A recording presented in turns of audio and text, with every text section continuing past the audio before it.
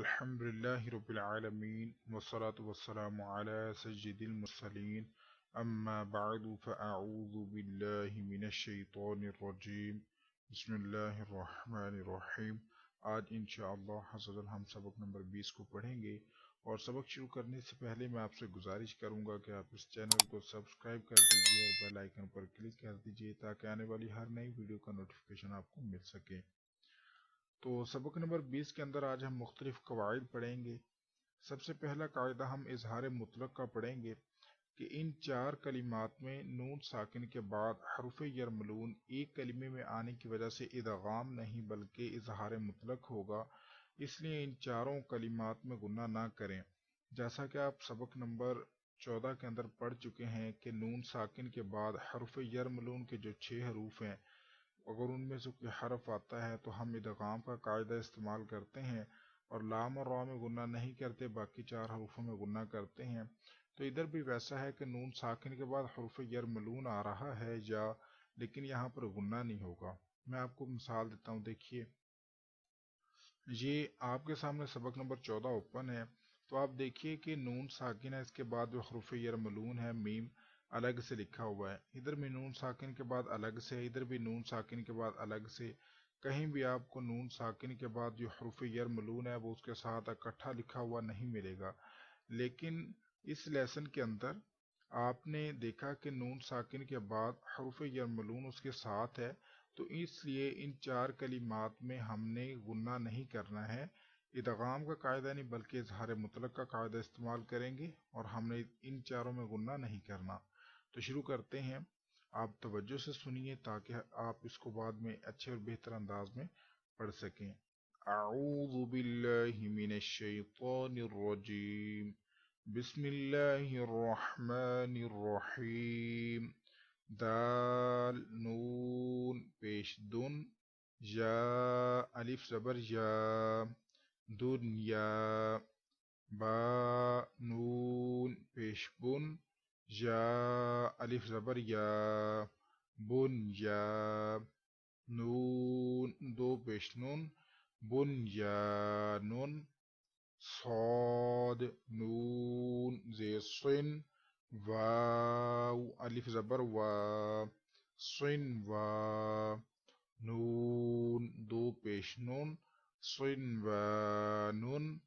قاف نون زیر قن، واو الف زبر وا، قن وا۔ نون دو پیش نون، قن و نون۔ آگے سکتہ ہے، سکتہ یعنی کہ آواز روک کر سانس لیے بغیر آگے پڑھنے کو سکتہ کہتے ہیں، یعنی آواز رک جائے اور سانس جاری رہے، ان چار کلمات میں سکتہ واجب ہے۔ سکتہ کا حکم یہ ہے کہ متحرک کو ساکن کیا جائے اور دو زبر کو الف سے بدل کر پڑھا جائے۔ سکتہ سے مراد آپ یوں لے لیجئے، مثال کے طور پہ آپ کوئی چیز بول رہے ہوں اور اس کو بولتے ہوئے اچانک آپ 1 سیکنڈ کے لیے خاموش ہو جائیں، لیکن آپ سانس نہ دوبارہ لیں، صرف خاموش ہوں 1 منٹ کے 1 سیکنڈ کے لیے، اس کے بعد پھر ویسے ہی آپ بولنا شروع کر دیں آگے، تو اس طرح کی مثال، تو اس کو ہم سکتہ کہیں گے۔ لیکن ابھی ہم ان حروفوں کو پڑھیں گے تو مزید آپ کو پتہ چل جائے گا کہ سکتہ کیا ہے۔ واو زبر وا، قوف یا زیر قی، وقی۔ لام زبر لا، وقیلا۔ میم نون زبر من، وقیلا من۔ را الف زبر را، قاف دو زیر قن، راقن۔ اب میں نے ملا کر پڑھنا تو وقیل من راقن۔ من کہہ کے میں نے اپنی آواز روک لی لیکن سانس نہیں لیا، تو اسی سانس میں آگے میں نے پڑھا اس حصے کو، تو ایسا ہی اس میں کریں گے۔ کاف لام زبر کل، لام الف زبر لا، کلا۔ با لام زبر بل، کلا بل۔ را الف زبر را، نون زبر نا، رانا۔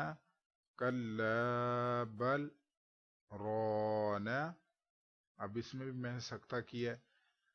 مزید آگے چلیں گے. میم نون میم زیر میم میم را زبر مر میم مر قاف زبر قا میم مر قا دال زیر دی میم مر قادی نون الف زبر نا میم مر قادینا. اب آگے ہا کھڑا زبر ہا ذال الف زبر ذا ہذا. ملا کر پڑھیں گے تو ہم سکتہ کریں گے. میم مرقدنا هذا عین زیر عی واو زبر با عبا جیم دو زبر جن عبا جن قاف یا زبر کوج یا زیر جی کوجی میم دو زبر من کوجی من. اب ملا کر پڑھیں گے تو سکتہ ہوگا اور دو زبر کو ہم الف سے بدلیں گے. عباجا قیمن. مزید آگے چلتے ہیں. اب یہ پہلا کلمہ ہے، اس میں ہم نے صاد لکھا ہوا ہے لیکن سین جو ہے اس کلمے میں ہم پڑھیں گے. اس کلمے میں بھی سین پڑھیں گے، صاد نہیں پڑھیں گے، اور اس کے اندر صاد سین دونوں پڑھ سکتے ہیں. اس کلمے میں ہم صاد ہی پڑھیں گے، سین کو نہیں پڑھ سکتے. یا با زبر یب سین پیش سو یب سو تو پیش تو یب سو تو با سین زبر بس تو زبر تو بس تو تا دو زبر تن بس تو تن. حمزہ میم زبر ام ہا پیش ہو ام ہو میم لام پیش مل ام ہو مل میم پیش مو ام ہو مل مو صاد یا زبر صوی ام ہو مل مصوی تو زیر طی ام ہو مل مصویطی را واو پیش رو ام هم المسيطرون نون زبرنا ام هم المسيطرون با زیر بی میم پیشمو بیمو صاد یا زبر صوی بمصوی طا زیر طی بمصيطي را دو زیر رین بمصيطرین. آگے ہے تسہیل کا قاعدہ. تسہیل کا مطلب ہوتا ہے نرمی کرنا، یعنی کہ دوسرے حمزہ کو نرمی کے ساتھ پڑھنا. ایک یہ حمزہ ہے، ایک یہ جو نیلے رنگ کا ہے یہ حمزہ ہے، اس حمزہ کو نرمی کے ساتھ پڑھنا. تو قرآن پاک میں صرف ایک ہی کلمہ ہے جس کے اندر ہم تسہیل کا قاعدہ استعمال کرتے ہیں اور تسہیل واجب ہے. اور دوسرا قاعدہ امالہ کا، زبر کو زیر کی طرف اور الف کو یا کی طرف مائل کر کے پڑھنے کو امالہ کہتے ہیں. یعنی کہ زبر کو زیر پڑھنا نہیں ہے، الف کو بھی یا پڑھنا نہیں، صرف مائل کرنا اس طرف، اور اس طرح پڑھنے کو ہم امالہ کہیں گے. اور امالہ کے را کو اردو کے لفظ قطرے کی را کی طرح پڑھیں، قطرے. تو یعنی کہ جو رے ہے، رے کی طرح ہم نے پڑھنا ہے، اس کو ری نہیں پڑھنا بلکہ یعنی کہ رے پڑھیں گے. تو وہ یہ کلمہ ہے، اس کو ابھی ہم پڑھیں گے تو آپ کو پتہ چل جائے گا. حمزہ زبر آ حمزہ عین زبر نہیں پڑھنا بلکہ اس کا آسان طریقہ یہ ہے کہ کو ہی ہلکا سا لمبا کر دیں تو یہ تسہیل ہو جائے گی. جیم زبر جا جا میم یا زیر مج مج یا واو دو پیش یوں أعجمي واو زبر وا أعجمي وعين زبر ع را زبر را عرا با جا زیر بج عربج جا دو پیشیون عربیون أعجمي وعربي.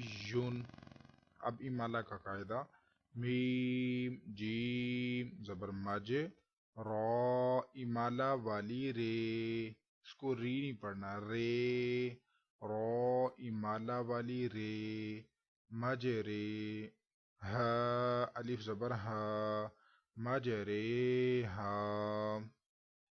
با حمزہ زیر بی سین زبر سا بی سا لام سین زیر لس بی سالس میم لام پیش مل بی سالس مل فا پیش فو بی سالس مل فو سین واو پیش سو بئس الاسم الفسوق قاف پیش کو بئس الاسم الفسوق. اس لائن کو میں دوبارہ پڑھ دیتا ہوں بغیر ہجوں کے. اعجمی وعربی مجریہا بئس الاسم الفسوق. اور لائن 2 جو ہے اس کو بھی دوبارہ سن لیجیے. وقیل من راق کلا بل ران من مرقدنا هذا عوجا قیما. اسی کے ساتھ آج کا ہمارا سبق مکمل ہوا. کل انشاءاللہ عز و جل ہم سبق نمبر 21 کو پڑھیں گے. اگر آپ کو یہ ویڈیو اچھی لگی ہے تو اس کو لائک اور شیئر ضرور کیجیے. دعاؤں میں یاد رکھیے گا. السلام علیکم ورحمۃ اللہ.